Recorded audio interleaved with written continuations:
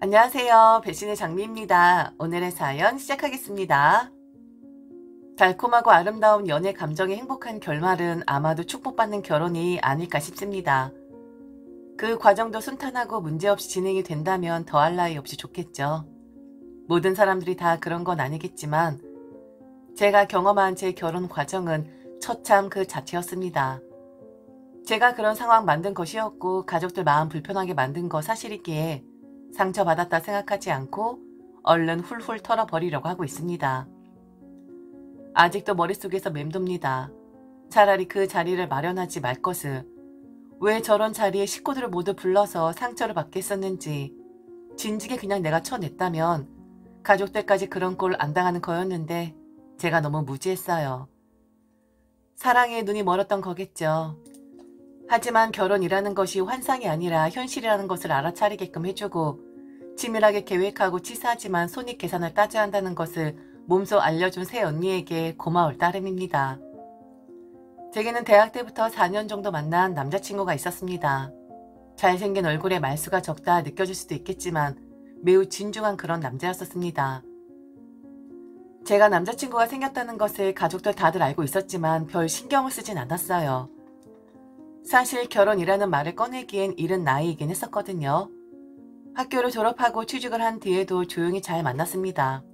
그런데 어린 나이여서 그랬을까요?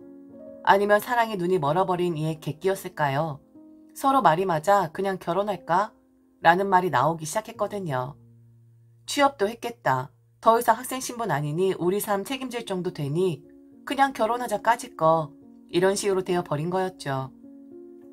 그래서 저는 우선 부모님께 말씀드리기 전에 오빠와 새 언니에게 먼저 말을 꺼내긴 했어요. 결혼을 하고 싶다고요. 오빠는 말도 안 된다고 했고 나이 30도 되지 않았는데 무슨 결혼이냐며 대수롭지 않게 넘기더라고요. 쓸데없는 소리 하지 말라면서요. 그때 새 언니는 좀 달랐습니다. 당신이 이러니까 아가씨가 가족들한테 말을 안 하는 거야. 결혼하고 싶다는데 나이가 어딨어? 성인이고 자기들 인생 책임질 정도 능력 되면 결혼하는 거지. 꼭 30 넘겨서 결혼해야 한다고 어디 법이라도 제정돼 있어? 아가씨, 저는 응원해요. 결혼하면 좋은 거 참 많아요. 그래도 오빠한테 너무 서운하게 생각지 말아요. 혹시나는 마음에 걱정돼서 하는 말이니까. 제 편을 들어주고 응원해주는 사람은 새언니밖에 없다고 생각을 하니 그때부턴 새언니에게 미주알 고주알 좀 떠들게 되더라고요. 진심으로 조언도 들으면서 어떻게 하면 어린 나이에 결혼을 가족들과 불화 없이 슬기롭게 해쳐나갈 수 있을지 허심탄회하게 대화를 많이 했었던 것 같습니다. 한편으론 결혼이란 것이 마냥 좋은 것은 아니다. 이거저거 신경 쓸 것도 많고 다 내 마음 같지 않아 가끔은 자괴감이 들 때도 있다. 새언니 자체도 결혼 전엔 잘난 맛에 사는 그런 여자였었는데 결혼하고 나니 아줌마 다 되지 않았냐며 농담 섞인 말을 하며 꽤나 결혼이란 것이 매일 행복한 건 아니다라는 말도 해주더라고요. 저희 새언니란 사람에 대해서 좀 짤막하게 짚고 넘어가겠습니다. 지금 보면 거의 제 은인이나 다름없는 사람인데 정말 쏙 쿨하다 라는 말이 어울리는 사람입니다. 처음 새언니가 집에 인사 왔을 때 저는 깜짝 놀랐었어요. 오빠에게 말만 들었지 그렇게 화려해 보이는 사람은 처음이었거든요. 몸 치장이 화려했다는 것이 아니라 사람 자체가 화려했다는 말입니다. 그런 거 있잖아요. 좋은 집에서 자라 사람 자체에 빛이 나는 그런 거? 정말 맑은 사람이었고 멋진 사람이었고 그리고 새언니네 집 자체가 저희 집과는 비교도 안 될 정도로 높은 수준의 경제 능력을 가지고 있는 집안이었거든요. 그런데 사돈 어른들 돈 있다고 해서 거들먹거리는 것도 없고 겸손하셨고 사용하시는 어휘도 그랬고 상상했던 것과는 다르게 소박한 옷차림들이었지만 그런데 뭔가 화려했었습니다. 그때 돌아가신 할머니의 말이 생각이 났는데 딱 그거구나 싶었죠. 고깃국만 먹고 사는 것들은 태 자체가 다르다고. 부잣집 애들은 다 떨어지고 해진 옷을 입어도 귀티가 나는 법이라고요. 재벌가 드라마를 보면서 그리 말했었는데 새언니네가 재벌가까진 아니지만 저로선 처음 만나보는 부유한 집안이었기에 할머니가 이야기한 그 귀태라는 것이 저런 거구나 싶었었죠. 저희 새언니가 그런 사람입니다. 잘 컸고 사람이 맑고 올곧고 자신만만하고 주변 사람들의 마음을 잘 동화시키는 그런 능력을 가진 암튼 저희 오빠는 정말 결혼 하나는 끝내주게 잘했습니다. 엄마도 새언니라면 벌벌 떨 정도로 암튼 그런 존재인데 이제 다시 제 이야기로 돌아오죠. 새언니의 도움으로 최대한 걱정시키지 않는 선에서 가족들과 이야기를 끝냈고 다들 제 진심을 알아주어 걱정했던 것과는 다르게 상견례 날짜도 빨리 잡히고 일이 잘 진행이 되더라고요. 저희 집도 그렇고 남자친구의 집도 그렇고 너무 원만한 반응이 나오니 상견례 전 의뢰 각 집안 어른들께 인사드리는 것을 패스하고 상견례 장에서 만나는 것으로 합의를 봤는데 결국 그날 모든 일이 터지고 말았네요. 당시 남자친구가 좀 바쁘기도 했었고 저도 남자친구가 시간을 낼 수가 없어서 저희 집에 먼저 인사를 못 드리겠다는데 저만 인사드리는 게 뭔가 좀 숙이고 들어가는 느낌? 그런 생각이 들더라고요. 이 부분에 대해선 새언니가 조언을 많이 해줬었는데 상견례 날짜를 미뤄서라도 양가 어른들께 먼저 인사를 드려야 한다 했었는데 미리 그랬으면 그런 꼴도 안 당하는 거였는데 미련하고 현명하지 못했던 제가 이를 키운 것이나 다름없었네요. 예전에 한번 남자친구의 어머니를 뵌 적이 있긴 했었는데 사뭇 분위기가 그날은 좀 다르더라고요. 상견례장이 주는 그런 중압감도 있었고 미팅이 아니라 결혼에 대해 양가 어른들이 논하는 자리다 보니 엄숙함까지 느껴졌습니다. 그런 분위기는 비단 남자 쪽에만 있었던 게 아니라 저희 집도 마찬가지이긴 했고요. 식사를 하면서 서로 인사를 나누고 본격적으로 이야기가 시작될 때쯤 포문을 연 건 바로 남자친구 쪽이었습니다. 그의 어머니가 말씀을 시작하셨죠. 우선은 양가 부모님 다 공통적으로 가지고 있는 고민거리에 대해서 말씀을 하셨지요. 결혼하기엔 좀 이른 나이긴 하다. 그래서 아들에게 조금만 시간을 두고 천천히 생각을 해보자 했는데 말을 도통 들어먹질 않는다. 이 부분은 따님도 마찬가지일 것이다.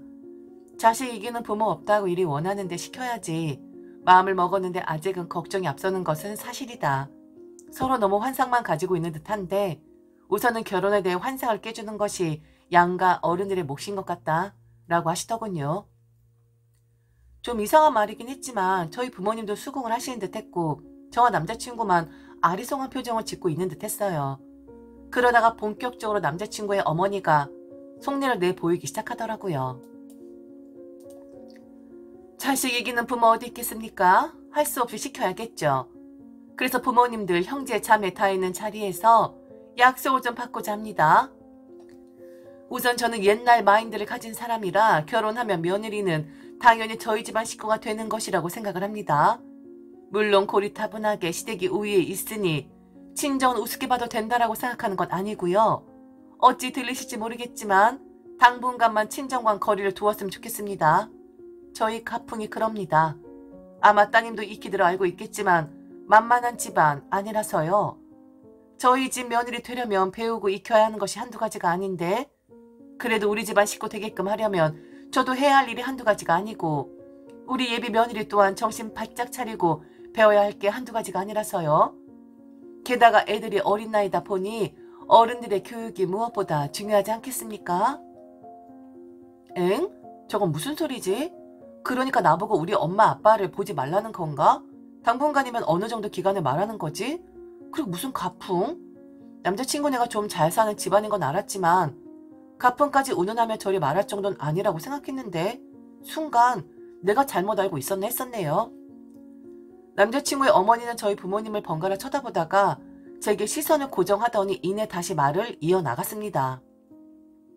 니들 잘 듣도록 해라. 결혼하고 나면 당분간 주말엔 무조건 집에 들러서 자고 가도록 해야 할 거야. 그리고 이건 예비 며느리에게 당부하고 싶은 이야기인데 나는 너와 정말 친하게 잘 지내고 싶다. 하지만 우리 집안 사람 되려면 너도 마음 단단히 먹고 들어와야 할 거야. 왜 이렇게 원하는 게 많지?